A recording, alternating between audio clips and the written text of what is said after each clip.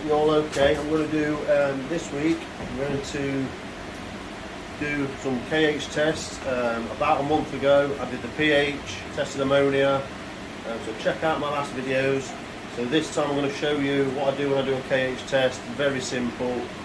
There's nothing groundbreaking about this. You can see it in the instructions, but I just thought I'd show you what I do and how you go about it. So what you need is a test kit. I like the ATI one. It's not very good for ammonia though, so just be careful of that one. But what you're best to do is, when you're dealing with ammonia, I've explained before in previous videos, I'm not going to do it again, but in brief, if you know the temperature and the pH and the ammonia level, you can, if you're filtering or starting a new filter off or had a filter crash, there are permissible levels of total ammonia that is okay, that is non-toxic to koi, to fish. So if you go on the mankysanky.co.uk website, you'll see there's a koi pond and quarantine tank essential perimeter guide, and it tells you all about it. Ammonia near zero, good result. Bad result, above level in table. Tells you about nitrite, nitrate, ammonia, pH and KH, where you want to be in all your ranges. So I'd advise you to go to that website, download it and share it, and give credit to Sid Mitchell of Manky Sanky, because it's an actual great bit of work that is. But that's what I use. So with them, even though it can save you, because you can look at the total ammonia and not act and do loads of water changes which affect the pH, and then putting loads of products in there, or just giving yourself loads of aggro, as long as you know these things and know what you're doing. So that's what I do. You need that bit of information first. So, but what I'm doing this time is, on the last video I explained to you what my take is, or my basic interpretation of KH. KH is so important in a pond, and I would go as far as saying it's as important as pH and ammonia. It's up there, because without KH in the pond, without the carbonates in the pond, your filters can't thrive. So I see it as the filter food, and the filter is the biological bacteria that is within your media in your filter. And Micro K1 has a massive surface on all those little cogs of Micro K1. There's massive amounts of surface area. So if I was to calculate it, I bet you the surface area in there would be probably the surface area of this pond. I don't know, it's huge. So to test what my KH is now, I bumped it up last time because it was boarding on 0. I bumped up to about 3 to 5. So let's see now what we've got. Total, the actual general hardness, I never really test. I don't test general hardness, so I would say that's a waste of money, so don't buy that. The KH is the one. Now what I do, you've got the KH, you need the vial, and I would advise you to get a little pipette, 5ml pipette or 10ml. And what you need to do is, I'll first get a bit of water in there, give it a shake, get rid, give it a good squeeze, 5ml, dead easy. No putting your water, no putting that in the pond or anything like that, just a pipette. And then what you want, you need to first, I don't know why I have to do this, but it's almost kind of activating it, I think, but you need to put 1 drop with the KH solution, test solution, into your water. 1 drop. Now if it stays yellow, that means there's 0 KH. So when you put the drop of test solution in, you want this to turn blue. It's turned blue, which is a good sign. Last time it wasn't turning blue. Now what you do, you put them in, the drop in one at a time, 1 drop, give it a little swirl. And you keep putting the drops in until that blue turns yellow. So that's 1, count of 1. 2,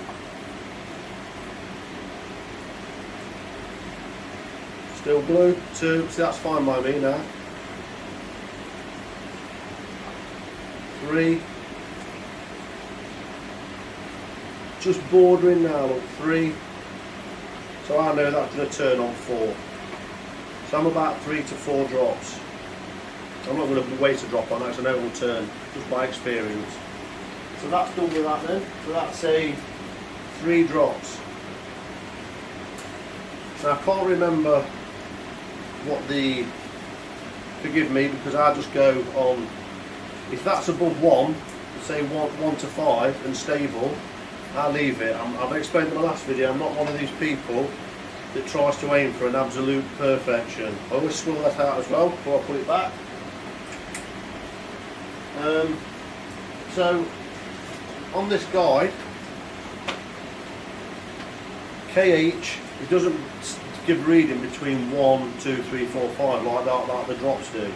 On the, I think it's something like per drop, it's 19.7 milligram a litre or something like that. I think. Don't think me of that, but I don't go on milligram a litre. I just go on whether my solution is turning the water 1, 2 or 3 drops. That's perfect for me, so I don't need to do anything because I know there is carbonates in this, and I know that that pump is feeding. So that's dropped from 5 drops to 2 drops. So it's probably took about 40 milligrams a litre, and I've probably got about 40 milligrams a litre in there left. So that's fine by me, and that's been 2 weeks now, over 2 weeks. So that's dropping about 20 milligrams, 25 milligrams per litre every week. So I'm not too fussed about that because that's fine. So if I keep coming and doing this test every week or 2, and that's doing the same thing, and it's stable, then I'll leave it. Don't do anything. Why? Why put bicarbonated soda in when it's stable? Just because someone on the internet or YouTube is saying, oh, it needs to be higher up than that. Don't chase what you've got. Don't chase stable. Because all you'll end up doing is doing. Because the only stable you can do is by getting the same amount or you keeping that to the level you want. And the only way you can do that is by trickling some sort of solution in there all the time. Because what you're doing is you're just yo-yoing. You're testing, unless you test every day or once a week or you're really on it, you'll never get it. And you'll have good intentions and you'll start doing it, and then after a bit you'll forget or you won't do it, or you wear off and you think, I'm not that bothered, I'll be okay, and then you get caught out. So just get in the motion of doing, testing it maybe every couple of weeks, and don't aim for any ideal. If you've got carbonate hardness in there and it's stable, I tend to forget about it. Fine, that's brilliant. So as soon as that turned to 1, I'm laughing. I'm thinking, yeah, I'm okay. And then put another drop in, 1, 2, turns to 3, on 4 it's turning. So fine by me that if it's stable. So that's that. So if I want to, the pH I've already done, and it's 8, pH of 8, and the temperature is about 20 in here. So if I was to follow this chart, 20 degrees, follow it down, so like a grid reference, then go up to 8. The total permissible amount of ammonia I'm allowed in this grow is 0.52. Okay, 0.52. Any higher than that, then that ammonia is toxic to the fish. But anything that below that or up to it isn't toxic, even though the total ammonia is 0.52, because of the pH and the temperature. Now if they change, and this is why you have to be careful if you start changing it quickly by water changes, because what you'll do is, if you for example change the pH and the pH goes up to say 8.3 or 8.4, because when you put bicarbonate of soda in, the pH will react and the maximum your pH will go up to is 8.4. So if you put sodium bicarbonate in, the chances are your pond will max out 8.4 pH. Now if I just change this, so if I think, oh yeah, I'm going to put some sodium bicarbonate in there because someone off YouTube says you want it about 7 or 8 or whatever you want to work to, I would change my pH, would go up, and if it went to 8.4, at 20 degrees, the permissible amount of ammonia is dropped to 0.22. So by me doing that very action, I could put my koi in a position where that situation and that ammonia has now become toxic to the fish. So think about that for a minute. You think you're doing good, but actually what you've done, you've made your circulation toxic to your fish by putting sodium bicarbonate in. But this is where you've got a conundrum. If you're in that scenario where your KH is 0, it's crashed, you've got to get it up to get your filter going, and you know it's going to change your pH. So that's where you've really got to start monitoring your ammonia, and then this is where your water changes do come in, because you've got to keep the ammonia down. So you do that by two ways: either a product like ammonia prime, Seachem Prime, which locks the ammonia, it binds it and makes it non-toxic to the fish, or you do it by water changes. I choose Seachem Prime. So all that's left me to do really for this week is test my ammonia. I know my perimeters now, and I think I'll be under anyway, but I'll test it anyway. So KH is fine on this pond. Quite often the water going in is not enough, you top off. So that's that, and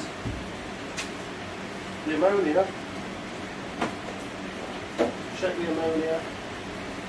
I use the Anna checker, because what I find is the actual ammonia in this, it's difficult to read on the colour chart, and I found them unreliable, and I think other people have as well. So I use the what we call the egg, the Anna checker, and it's there, and it's dead simple to use. Turn it on, a bit like the test before.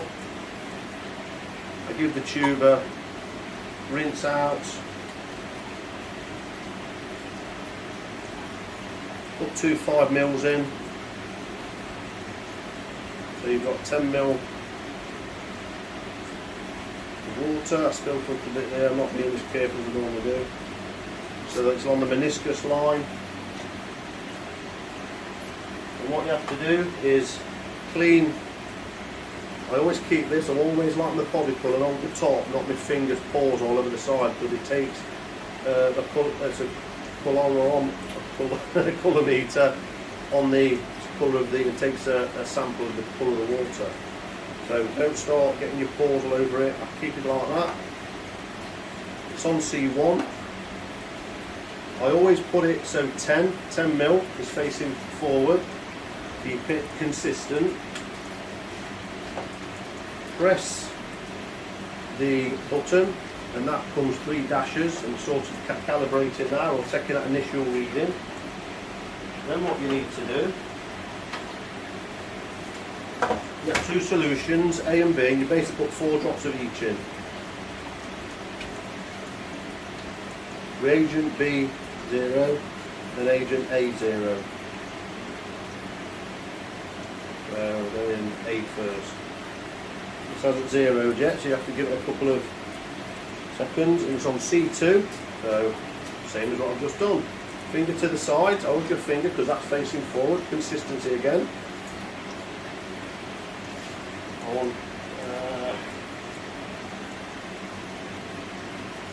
number A.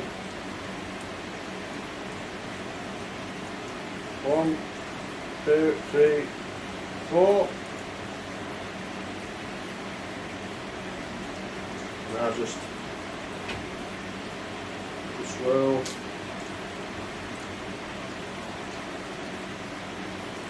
And then 4 of B.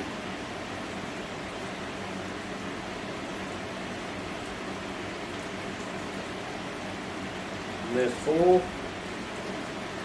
The only annoying thing about this is the reading that it actually shows you. It doesn't make an awful lot of sense to us pond keepers or water keepers, because it gives it you in NH3N. We wanting a different reading, so you have to multiply your reading by 1.217. So you clean the outside again, put it facing forward, you press the button, hold it, and then it counts down from 3.5 minutes.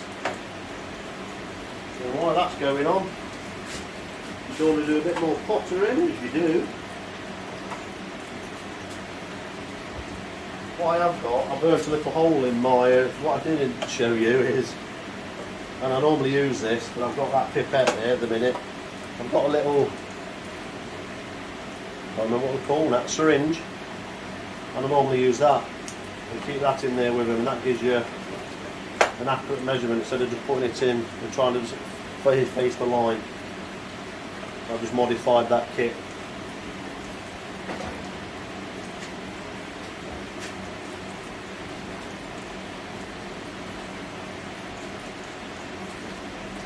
So, while I'm waiting for that, let's just test the pH.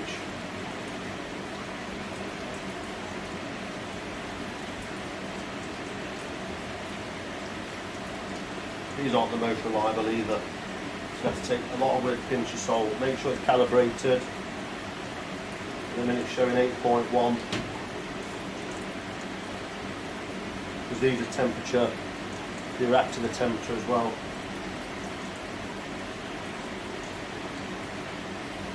Get bubbles underneath as well, can affect it. So that's say reading of 8.1.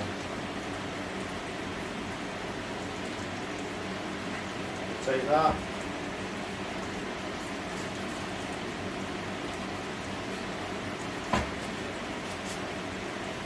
One and a half minutes left. Temperature saying at 19.